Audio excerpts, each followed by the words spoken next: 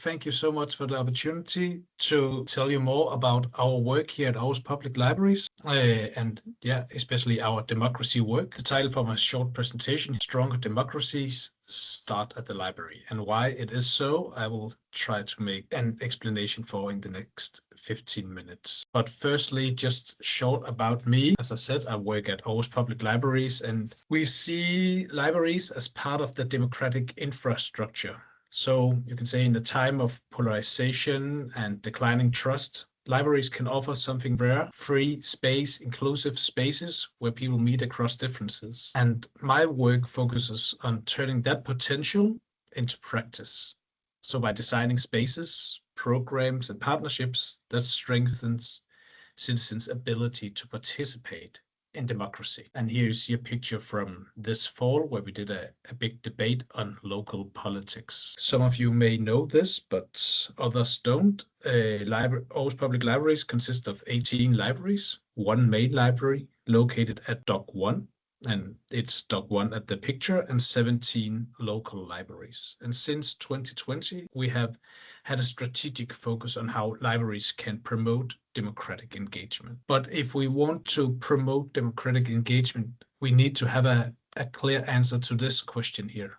What is democracy? And when we started working with this, the COVID-19 pandemic has just hit. So all the libraries closed down. And of course, that was very sad and troubling in many ways. But one good thing was it left us with a lot of time to think about this question. And I actually think that was a very good way to start our work, because there is so many different answers to this question. But if you want to work as an organization towards a stronger democracy, you need to have a common answer to this exact question. One thing that most people can agree on is that democracy is a form of government, and that this type of government consists of certain rights: the right to vote, freedom of speech, freedom of association, and some procedures, all things that can be written down in a constitution or something similar. But if this was all there was to democracy, all democracies, or almost all democracies, would be totally perfect, because we have totally perfect democratic constitutions. But as we know, democracies are not always working perfectly. And as we also know, democracy is under pressure for various reasons. So we need a wider understanding of democracy. We cannot rely only on this formal way of understanding democracy, and especially not in a library context. But we found a lot of inspiration in the thoughts of this man here. He's named Hal Koch, and he wrote a book just after the Second World War, because he called exactly What is Democracy, where he wanted to explore why something so awful could happen even in a democracy. And his main point is that democracy is not just a form of government. Democracy is a conversation. It's a way of acting, as he wrote, and a way of interacting with other people, where respect for the individual, the community, the environment, and society is central, and where prejudices are challenged and arguments change opinions. Here we found something that we thought, wow, this could really work as a starting point for our understanding of democracy, also in a library context.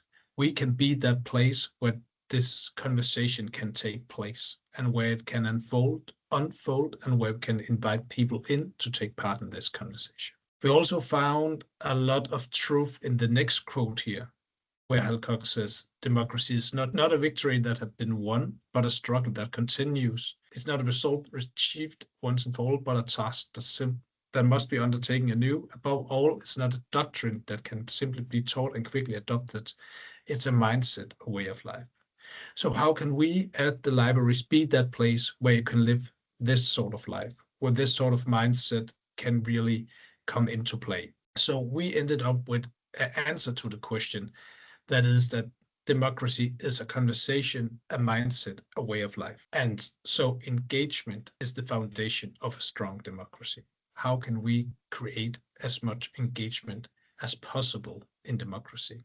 And how can the libraries support that? So the question the task we are standing to is how to facilitate democratic engagement. And we rely on two main terms that means a lot to us. The first is democratic self-confidence. And that means that you believe that you have something to say, and that you experience that someone is willing to listen to you, and you believe that you can act and influence society. Without democratic self-confidence, it's very hard to take part in democracy. And we can see that democratic self-confidence is very unequally distributed among citizens. Some has a lot of democratic self-confidence and others do not. We want to make sure that when you take part in democracy activities at the library, that you leave with more democratic self-confidence than you came with, or at least that your democratic self-confidence has not been lowered by taking part in our activities. And we believe if we help if we help give people more democratic self-confidence, that will help, that will make up a stronger democracy. This connects to your own voice, others' ears, and last, to do something. And it starts like this. You have to believe that you have something to say, that others are willing to listen to you. And first then you can act and do something. But it also means that we have to take some responsibility here at the library. We talk about democratic hosting, that we are hosts of democratic engagement. And that means we have to create an atmosphere where you believe you have something to say. We have to take care of the relations so that we listen to each other. And we have to make sure that there's room to take action, or we can show where you can take action. So like if we were hosts of a party, we have to make sure that we have a good atmosphere there, the relations are in place, and that you can do something exciting at this party. And we call it our democracy tree, because you cannot jump right to the action part or the doing something part, which sometimes happen when we talk about democracy. You have to have the roots in place first. You have to have a whole tree before you can talk about democratic engagement. So atmosphere and relations are just as important as action. And we try to take that seriously when we design our democracy activities. We try to make sure that we create an atmosphere where you believe that you have something to say and you do it. And we can do that in many different ways. It can be by turning up a huge fireplace on a big screen, because it helps us lower the shoulders and find the room more comforting. Or it can be to make sure that you can talk in smaller groups and laugh together, or that you can express yourself through your body instead of your voice. It all depends on the situation. But what is important here is that we take it seriously, that we do not rely on the atmosphere to come by itself, but we take responsibility to make sure there is the right atmosphere there, and an atmosphere where you believe that you have something to say and you do it. Try also to make sure that the relations are in place, so you experience that someone is willing to listen to you. So we try to do all kind of different things when we set up our conversation or debate events. It can be moving people around one table so that you experience that you talk eye to eye. That we lower we take away the podium or the stage, so the people who are in charge or who have power are not sitting above you, but again, eye to eye.